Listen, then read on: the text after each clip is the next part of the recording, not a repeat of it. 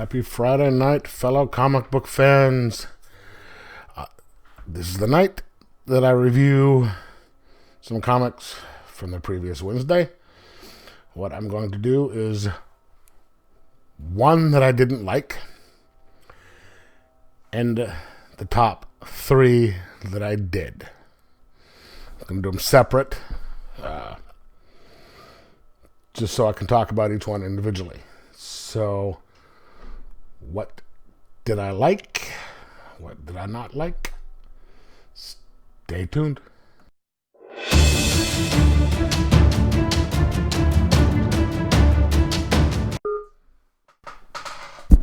And I'm back for the last one of the night, which would be Batman number 87. Oh, I have to tell you, I was getting really tired of putting Batman on some of the worst comics of the week. I don't know how many times I did, but I know it was quite a few times. But it's all done. It's been fixed. It's been fixed. Thank you, James Tynion IV. Now, last issue, it starts Tynion's run. You have a bunch of assassins showing up in Gotham to come after Batman, and he dispatches them in Batman style, which wouldn't have happened in King's Run. You know, it shows you some of the things that he does. These are all new things. He has stuff checking into the dark web where, criminals communicate. He has his programs and stuff looking for that. And you get introduced to a couple new gadgets, like these little globes that he throws, and it casts his image or like a shadow off to these people. And they think, hey, he's coming, and it helps him catch them. He has this new thing called the Pulse that he's talking to Lucius about, that he's working on. And Lucius is now in his ear because Alfred. And so he managed to catch everybody in that, and then boom. So here comes the news story. He's talking. Batman is, it's the four and three other assassins and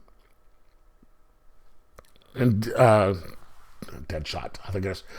And he's talking to Commissioner Dent, and you can tell Commissioner Dent and Batman aren't, on the same page because Dent's kind of pissed, and they are taking them into this new detention center. It's called the Black Box, I think it is, in which it's specially designed for the big dogs that keep escaping from Arkham. It'll be like these guys, Joker, Riddler, all these other people. And so they get put in there. Which reminds me, this book starts out with the Riddler sitting in front of this huge, computer panel, and he's talking to somebody on the phone, and you can tell he's just mental. He said he hasn't slept in like 4 or 5 days. He's trying to investigate these things, and it turns out he's on the phone with the Penguin, who is not happy to be talking to him because he's busy being, he's got an umbrella with a long blade to this guy's throat, and he's about ready to kill him. And he's cleaning house because of things that have been going on lately. And they know of things that have been going on, but they're trying to figure out who sent these assassins to take out Batman. And this new cell block, there's only one way in, one way out.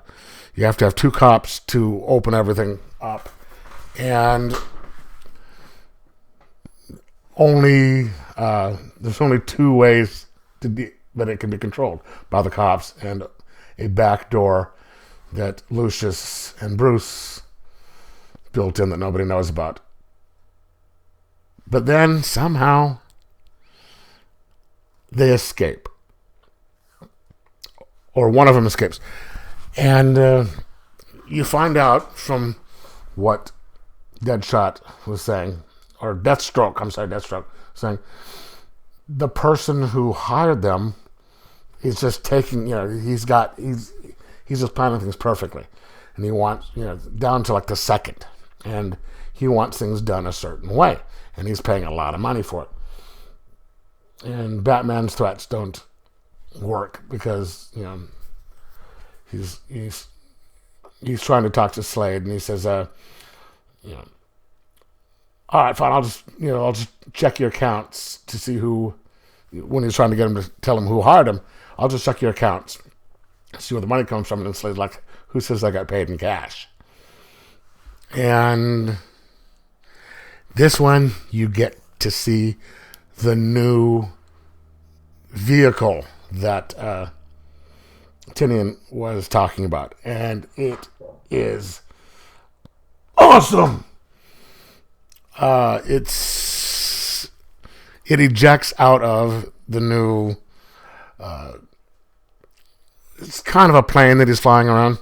It ejects out of there, so it puts him down on the ground, and he can move around on the ground. I don't want to.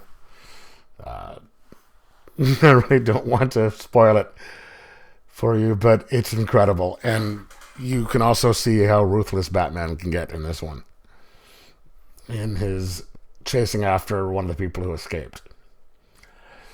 And it's nice to see Lucius being a backup Alfred, and I hope to someday see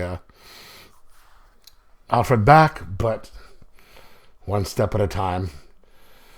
These people have a lot of work to do to fix the damage that King did, but I have faith in Tinian and the other writers are doing. So I'm going to give this a 4.5 out of 5, and say if you stopped reading it after the last few issues or so, or you're looking for a good point, so pick up 86 and 87, and these are going to be incredible. So get them, enjoy them, and revel in the fun that this is done. So 4.5 out of 5, and damn, I'm happy that it's back. So let me know if you got it. Let me know what you think, and enjoy your comics.